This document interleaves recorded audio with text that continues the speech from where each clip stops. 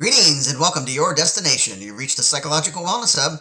We aim to help you build your knowledge and wellness around better understanding mental health and psychological concepts. Today's topic is military life for service members or veterans and their families. Introduction for civilians. This is a part 3 video in the series where we continue to look at this topic. The topic is on a brief understanding of the adjustment and retirement of a military service member or veteran and how you as a support person can best support your veteran, family member, or friend. Please watch other videos earlier in this series to better understand the components leading to this video. Please see the links below to those videos. Quick review. What does it mean when a service member or veteran did training or went on a tour, perhaps a war? Many service members initially complete a basic training and elect a role as mentioned above. Many of them go to additional training for their selected roles. Many stay stateside while others temporarily or permanently go outside the country for a duty station. Some temporarily go for peacekeeping missions and others in the States or in other countries. Some deploy to another country to fight a war. Quick review, communication. Service members are trained to learn that their mouths and their ability to communicate is a tool necessary to be effective. Veterans are taught to be efficient and exacting. By this I mean they are trained and it is maintained in the culture that they are to be direct and to the point, to not waste any time. Guess what? Communication for a service member is direct because it is a matter of life and death. The difference between success and catastrophic failure leading to an injury or other service members or civilians. Remember, communication that seems like it's aggressive or offensive is not considered that way in the military.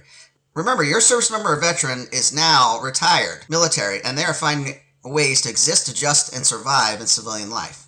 So serving in the military is an honorable thing, right? So what happens when they get out of the military? So you might be thinking they are out. So that's a good thing, right? They are no longer under contract or obligation. They served and now can relax and enjoy the freedoms they fought for or preserved for many. This is true for some. However, this is not always the case for every service member getting out. For some, this can feel like many different states that are not always positive. We will cover just a few here, but I encourage you to watch future videos on readjustment that are directed more specifically for veterans to learn more.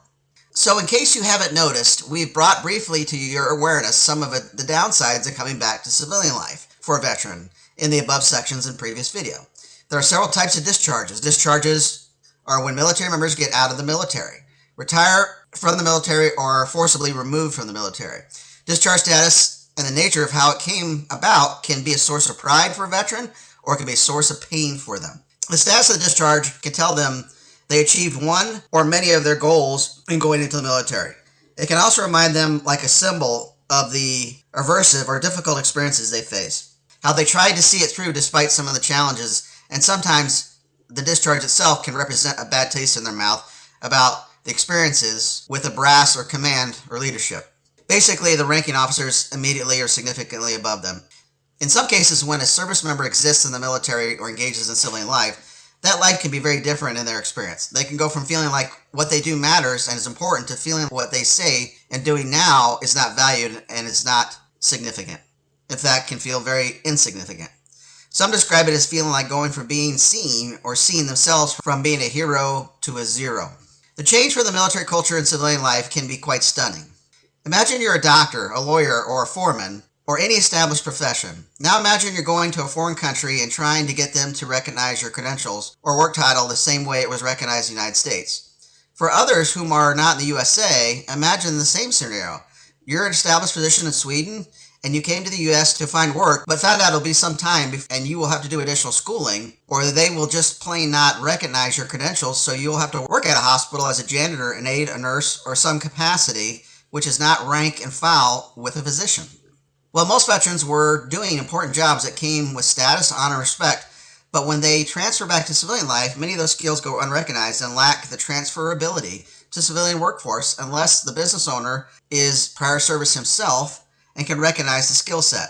Even then, there are regulatory bodies that won't allow a medic to come back home in civilian life and start doing the same work at the hospital. In some cases, a medic might have done some schooling that is transferable and might get their LPN nursing license and can use that initially when they get out with some additional brief training. One would think that if they came back to work as a civilian employee for the Department of Defense or work at the Department of Veteran Affairs, that all the training would be transferable, but more times than not, the skill does not completely transfer over, and in some cases, none of it does to those employers. However, I would say that these two organizations compared to others in civilian life will recognize the value of the veteran. For instance, veterans' ability to complete the work and work through barriers. The focus on the common whole, the common good of the whole.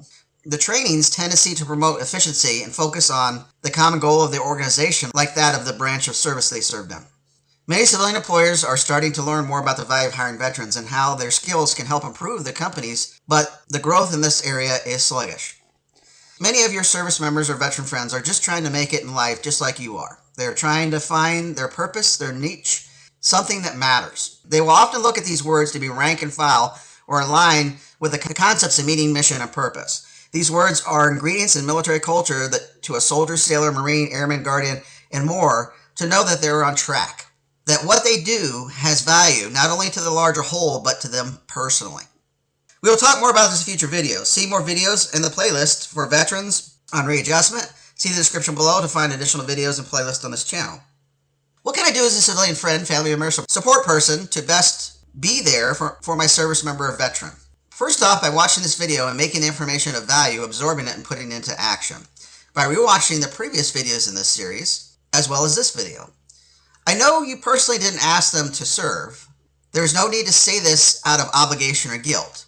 It's okay to thank them for their service, but please remember to say it with respect and honor, because often at times we say things in passing that are often cliche in nature. They might get even overused. Think about why you might say thank you and what part of your life might have been positively impacted personally by the efforts of your friends and their sacrifices. By remembering that they are adjusting to military retirement and civilian life, remember this takes time and patience on your part.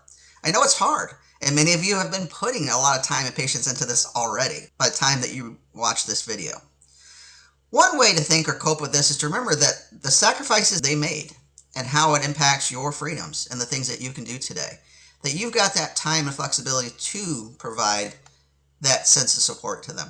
We will address this more specifically in videos in the veteran section. Please look for videos in the psychological series or plays to get some more information on supporting your service members or veterans.